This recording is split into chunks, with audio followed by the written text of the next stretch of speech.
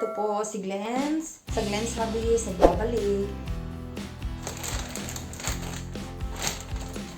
So, ito na yung isda natin. Sa kilo po yan.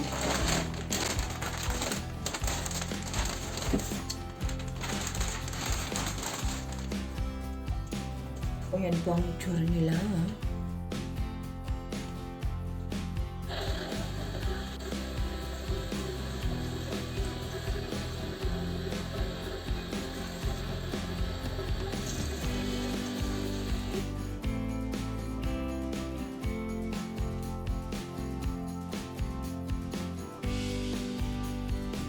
Ito yung paglalagyan ko ng lamang loob ng ating isda dahil ayaw kong itatapon. Gagawin ko tong fertilizer para sa aking mga pananim. Ay may nahalong ibang isda. Ibang isda to eh. Nahalo lang itong isa.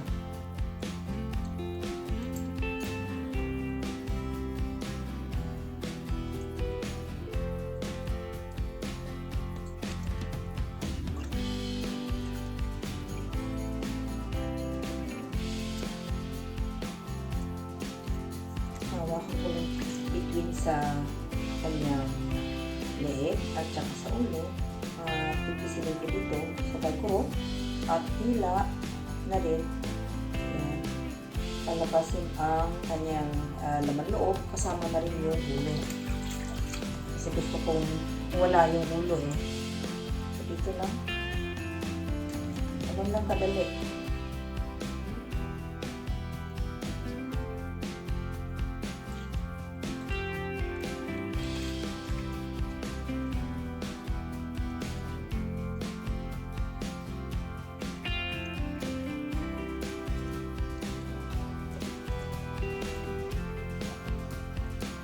So, i-try ko itong gawin gamit ang kutsilyo.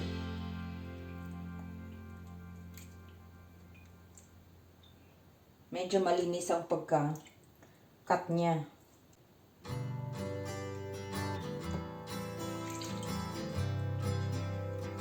So, ngayon ay tapos na ako linis nitong isda. Lalagay ko dito sa strainer para yung excess na tubig niya magtulog.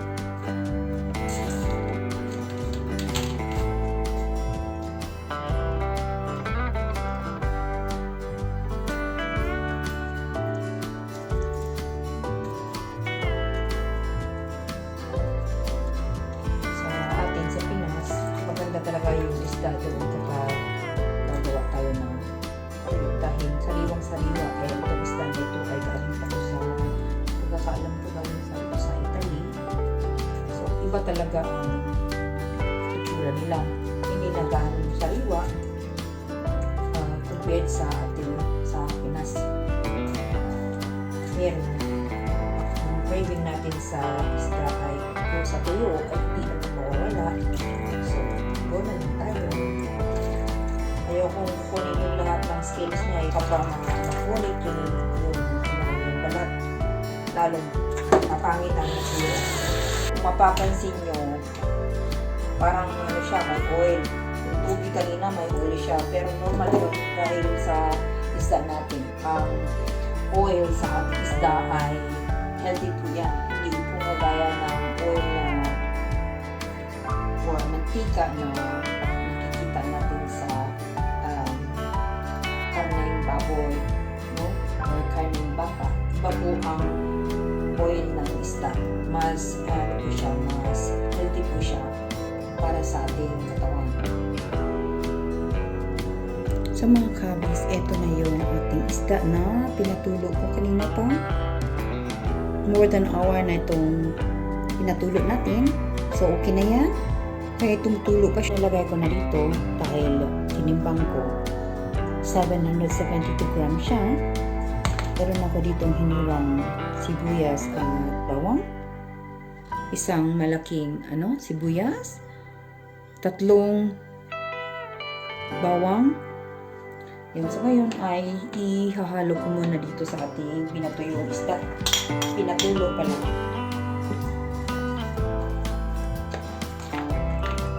Gasin ko na po ang aking mga kamay. Mas gusto ko po itong gagawin gamit ang aking mga kamay dahil mas feel ko siya.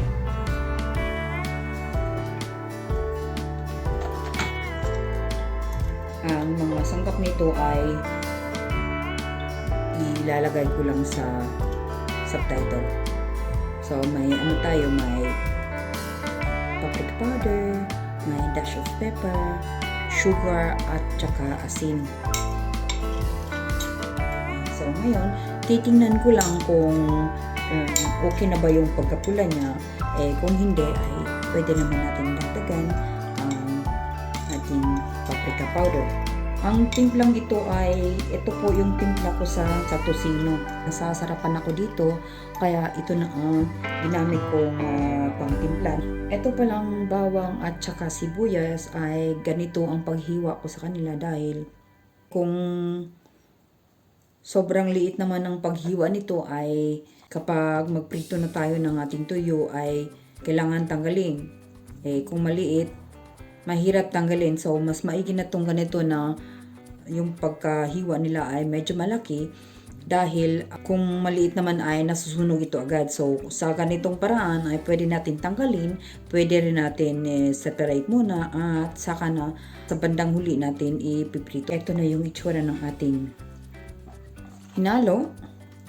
Hahayaan ko lang na ganito at takpan ko. Ilagay sa malamig na lugar. Ito na yung minarinate ako isda. Minarinate ko ng mga 27 hours. Pero nung nag 12 hours na siya ay nahalo-halo ko para naman yung nasa ilalim ay mapunta sa itaas. Ito yung inihanda kong paglalagyan ko ng isda. Ito ay wax paper at ito naman yung tray. Ito yung itsura ng ating isda. Minarinate ko to ng 27 hours. Nung 12 hours na ang lumipas, hinalo-halo ko para naman yung nasa ilalim ay mapunta sa ibabaw at pagkatapos nun ay pinasok ko na sa fridge. Medyo tumigas siya ng konti. So ngayon ay isasalansan ko na ito sa screen.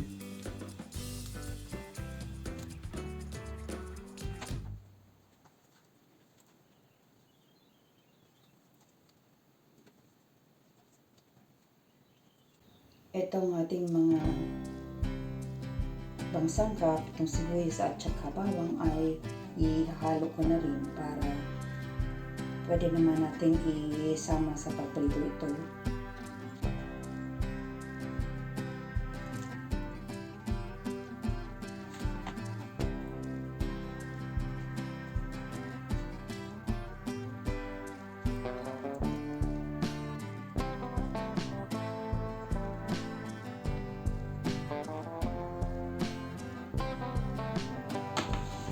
Tapos na ito ang ating pangalawa.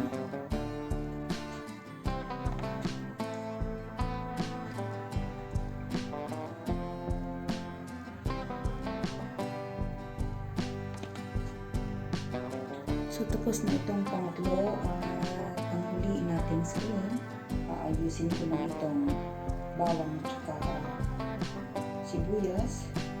Papasok ko na ito sa dehydrator.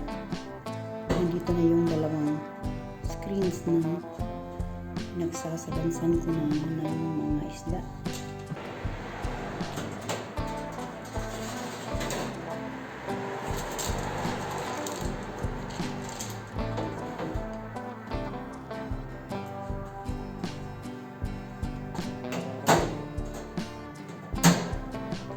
Isinet ko na 8 hours. Nasa 50 degrees po siya. Ang mangyayari po dito ay ang fan na nasa likuran ay nagbubuga ng mainit na hangin na nasa 50 degrees para matuyo itong mga isda.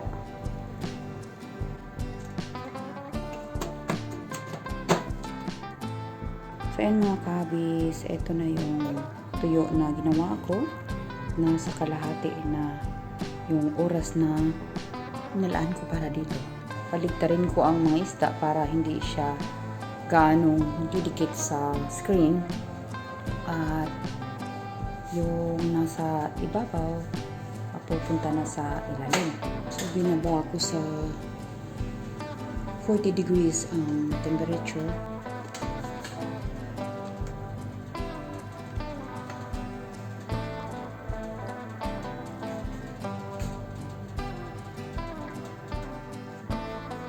So, binabaliktad ko yun.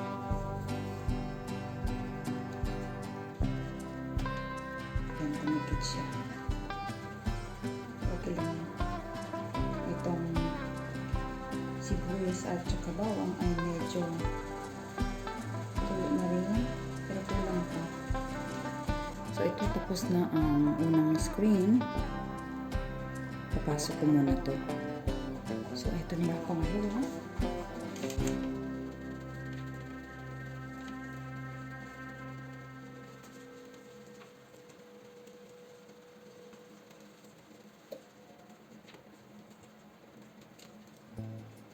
Ayan, pasok ko na itong pangalawang screen.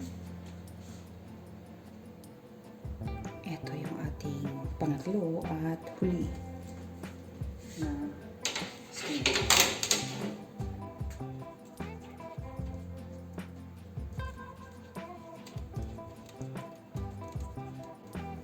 Ayan, dumikit. Dahil may sugar naman ito.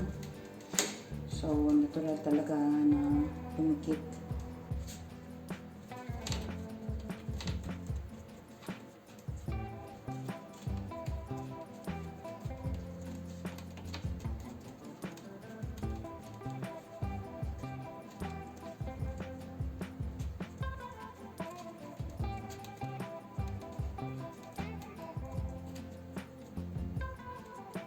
So, yan. Tapos na ito. Pangatlo at ang last nating screen. Ngayon papasok ko ito.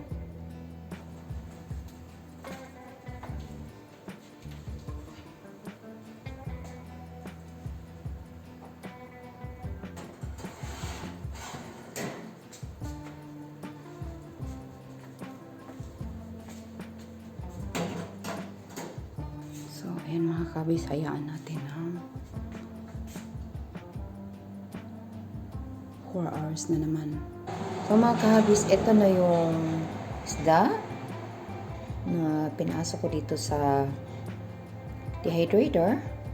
Kaninang umaga ay na-off na siya, so binago ko uli. Ginawa kong 4 hours na naman at inangat ko yung temperature dahil binagsan ko ito kanina. Pero hindi pa ako satisfied. Hindi pa siya masyadong tuyo. Ngayon, bubuksan ko ulit para makikita na naman natin. So, tuyo na sila, pero hindi pa sapat. So, hahayaan ko lang yan hanggang sa matapos yung 4 hours na nilagay ko. Hanggang mamaya mga kahabis. So, yan, in 2 hours and 44 minutes ay matatapos na siya. Tingnan natin. Kanina pa tapos yung 4 hours na dinagdag ko sa 8 hours na una kong ginawa dito. Yan. So, hindi pa siya 100% tuyo. Nasa 95 pa lang. Malambot pa siya ng konti. Dadagdagan ko pa ng 2 hours hanggang mamaya. So, tapos na talaga itong tuyo natin. At yan. Yan. So, okay na yan. Tama na. So, nasa 16 hours lahat ang pagpapatuyo ko dito. Pati itong sibuyas at saka bawang ay tuyo na rin. Ayan. Yan. Tuyo na talaga. Tuyo na siya.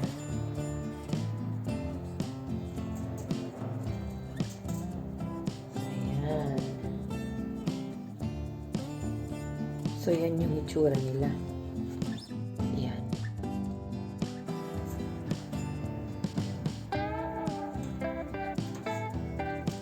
Kapag wala kayong dehydrator, ay pwede nyo na mag-ibilad sa araw. Kaya lang, kailangan may screening dahil dudumugin ng mga langaw o kaya ay bangaw. So, yan. Nakikita nyo na. Yan ang itsura nila. Sa malapitan. Yan. O, diba? So, may tuyo na ako. Hindi ko na kailangan bibili sa Asian store.